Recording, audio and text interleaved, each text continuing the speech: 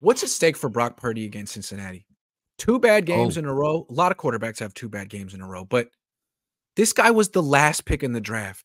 In the last couple of weeks, he's sort of looking like the last pick in the draft. If he does that again against Cincinnati and they lose, what happens? well, then they go into a bye week. Then Mhm. you really take stock. And if, let's say, he has a bad game, now we're doing the worst case scenario. He may win and he may be great. Mm. But because of what's happened the last 2 games, we have to talk about this.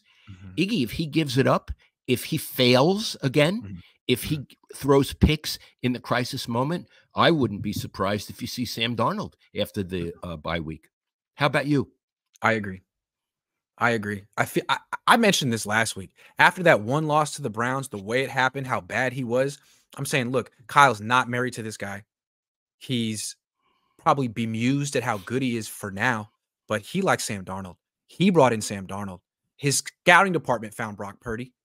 So to me, like the way he looks at Purdy is the way he looked at Jimmy. Like I can win with you, but I kind of expect this to sort of stop at some point. And once it looked that bad against Cleveland, I felt like he's on notice. And he did it again. I even said I wouldn't be surprised if Kyle Shanahan like reamed him privately. And we talked about how that kind of puts more pressure on a young guy and it's not exactly what you want to do. And then boom, he did it again. So now you got Yeah. Brock Purdy pressing. Before he was so loose and so confident. Kyle loved him and it was great. But now it's like you've played 2 bad games in a row. You're pressing, you're losing confidence. You do it again. You know Kyle Shanahan doesn't mess around. No, I think, and I'm going to say this is praise. I think he's ruthless. He is. He doesn't care about Purdy's feelings. I No. bet he's had some very harsh words with him. No Yeah. matter what he says in news conferences, I bet he's had some very harsh words with him and Wilkes. He has to have. I think he's ruthless, and I admire it. Yeah. I agree. I agree. So what's at stake this week against Cincinnati? They could be in a 3-game losing streak. Steve Wilkes could lose his job. Brock Purdy could lose his job. Jake Moody, I mean, it seems like he's got it back on track, but if this is another couple, it's over for him. A lot of people got a lot at stake this Sunday in Santa Clara against Cincinnati. That's a pretty good team. They've won 2 in a row. They were It's a 1 team. and 3. Now they're 3 and 3. It's a team that usually And starts slow. and Iggy, they have a better quarterback than Brock Purdy. I don't care. Joe Burrow's a better quarterback than Brock Purdy. I think that's Would fair you to say. agree? I would agree with that. Yeah. Yeah.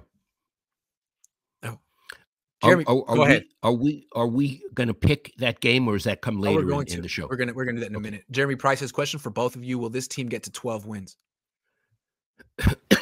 I don't know. Right So they're now, 5-2.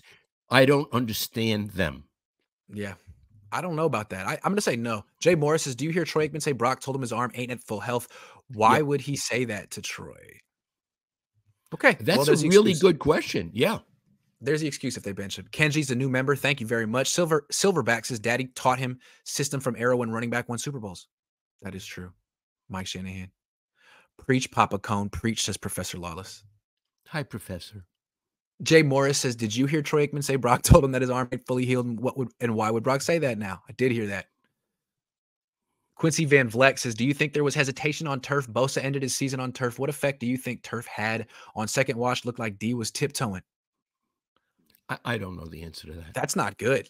Then their own heads about it. Silverback says 0-29, trailing 5+ in fourth quarter. Quarterbacks win Super Bowls today. It's true. It's true, Silverback. Asian Panda 510 says contract extensions for Kyle mess everything up. Well, I think you could make that point. Ethan M says next Cohn phone. Saturday. I'll do one. Chris Tellerico says Brock knows where he wants to go with the ball because everyone knows where he's being told to go. McCaffrey. Yeah. Don't know McCaffrey. He goes to Ayuk. Yeah. You should grow your hair out. Too short on the sides. You got nice waves. What do you think, Mr. Cohn? I agree. Nice, I think it's a little short. Okay. Rome Gut Level says, love you, Pops. Taking Wilkes over Fangio. Mistake? Yes. Mistake. No question. Jesus Bonda says, if the secondary gets burned again against Cincy, do we trade for a corner? Better.